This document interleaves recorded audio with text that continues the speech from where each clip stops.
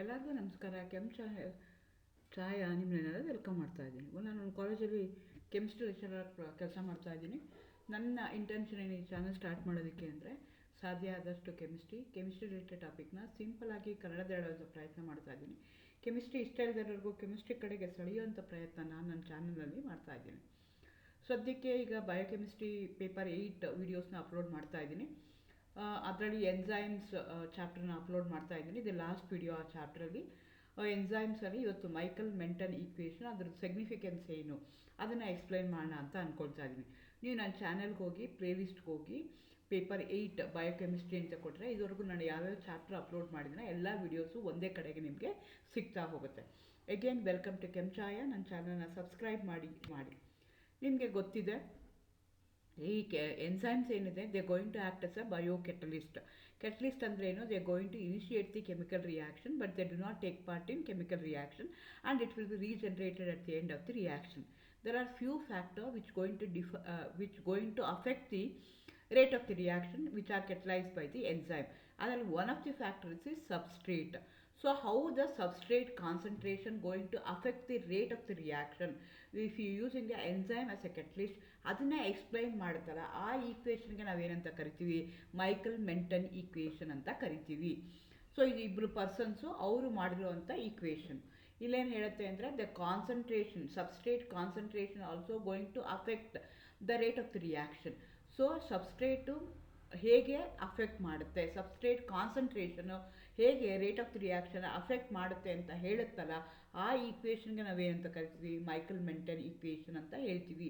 ಇಲ್ಲಿ V is equal to V naught ಅಂತ consider ಮಾಡ್ಕೋಬೋದು. V is equal to V maximum into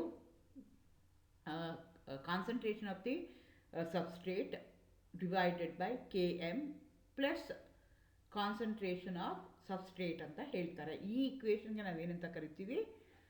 Michael Menten equation ಅಂತ ಕರಿತೀವಿ. ಇಲ್ಲಿ ವಿ ಅಂದರೆ ಇನಿಷಿಯಲ್ ಕಾನ್ಸಂಟ್ರೇಷನ್, ಎಸ್ ಅಂತಂದರೆ ಸಬ್ಸ್ಟ್ರೇಟ್ ಕಾನ್ಸಂಟ್ರೇಷನ್, ವಿ ಮ್ಯಾಕ್ಸಿಮಮ್ ಅಂದರೆ maximum velocity, maximum rate of reaction of that particular reaction. Km ಅಂದರೆ ಆ ಕಾನ್ಸ್ಟೆಂಟು, ಅದಕ್ಕೆ ಮೈಕಲ್ ಮೆಂಟನ್ ಕಾನ್ಸ್ಟೆಂಟನ್ನು ನಾವು ಕರಿತಾ ಹೋಗ್ತೀವಿ. ಸೊ ನಾವೇನು ಮಾಡ್ತಾ ಇದ್ದೀವಿ? Substrate concentration versus initial rate of the ರಿಯಾಕ್ಷನ್ನ ಪ್ಲಾಟ್ ಮಾಡಿದಾಗ ಏನು ಗ್ರಾಫ್ ಬರುತ್ತಲ್ಲ, ಆ ಗ್ರಾಫ್ ಮೇಲೆ ನಾನೇನು ಹೇಳ್ತಾ ಹೋಗ್ತೀನಿ ಅಂದರೆ whether substrate going to combine with the enzyme to form a ES complex. ಅದು ನನಗೆ ಹೇಳುತ್ತಲ್ಲ, ಆ ಕಾನ್ಸೆಪ್ಟ್ ಹೇಳುತ್ತಲ್ಲ, based on the Km value ಜಾಸ್ತಿ ಇದೆಯಾ ಕಡಿಮೆ ಇದೆಯಾ, how it going to be combined with the substrate, your enzyme how it going to combine, how it going to interact with the enzyme to form a ES complex ಅಂತ ಹೇಳುತ್ತಲ್ಲ, ಅದಕ್ಕೆ ನಾವೇನಂತ ಕರಿತೀವಿ? Michael Menten equation ಅಂತ ಕರಿತೀವಿ. ಇದನ್ನು 2 marks ಕೇಳ್ಬೋದು ಅಥವಾ 4 ಮಾರ್ಕ್ಸ್ಗೂ ಕೇಳ್ಬೋದು.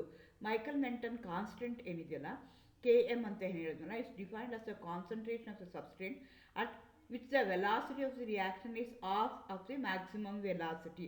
ಆ Km ಏನು ಹೇಳುತ್ತೆ ಅಂದರೆ, ನಾನು ಗ್ರಾಫಲ್ಲಿ ಹೇಳಿದೆ concentration of the substrate versus rate of the reaction ಮಾಡಿದಾಗ ವೆಲಾಸಿಟಿ ಆಫ್ ದಿ ರಿಯಾಕ್ಷನ್ ಏನಿದೆಯಲ್ಲ ಅದು ಹಾಫ್ ಆಫ್ ದಿ ವೆಲಾಸಿಟಿ ಏನಿರುತ್ತಲ್ಲ ಅದಕ್ಕೆ ಕರೆಸ್ಪಾಂಡಿಂಗ್ ಆಗಿ ವ್ಯಾಲ್ಯೂ ಇರುತ್ತಲ್ಲ, ಆ ವ್ಯಾಲ್ಯೂಗೆ ನಾವೇನಂತ ಕರಿತೀವಿ? Km ವ್ಯಾಲ್ಯೂ ಅಂತ ಕರಿತೀವಿ.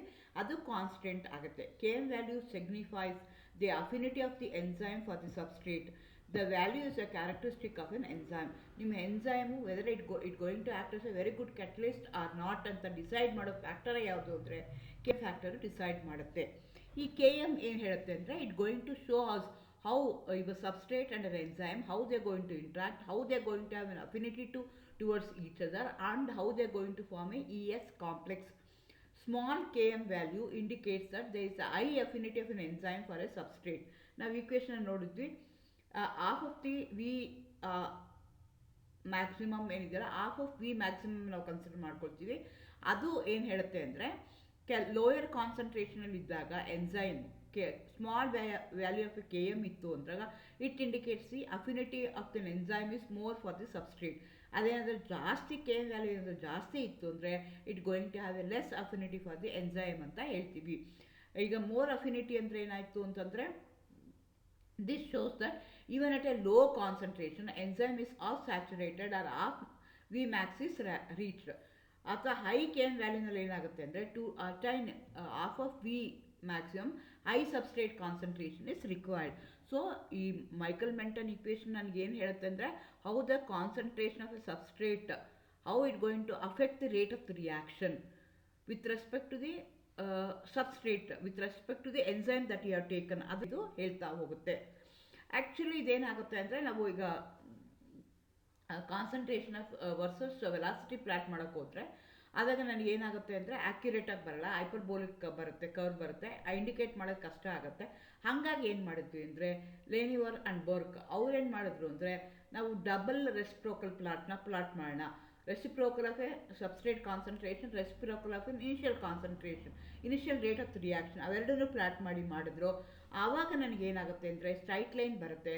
From that I can easily calculate Km value and also of maximum value or V maximum value calculate ಮಾಡೋಕ್ಕೆ ಈಸಿ ಆಗುತ್ತೆ. The interaction of a straight line as a y axis gives 1 by V maximum value and the intersection of the x axis gives minus 1 by Km value, from which we can easily calculate Km and V maximum. So Km ನನಗೆ ಏನು ಹೇಳುತ್ತೆ ಅಂದರೆ Km value it going to tell about the nature of the enzyme that is involved in that particular reaction.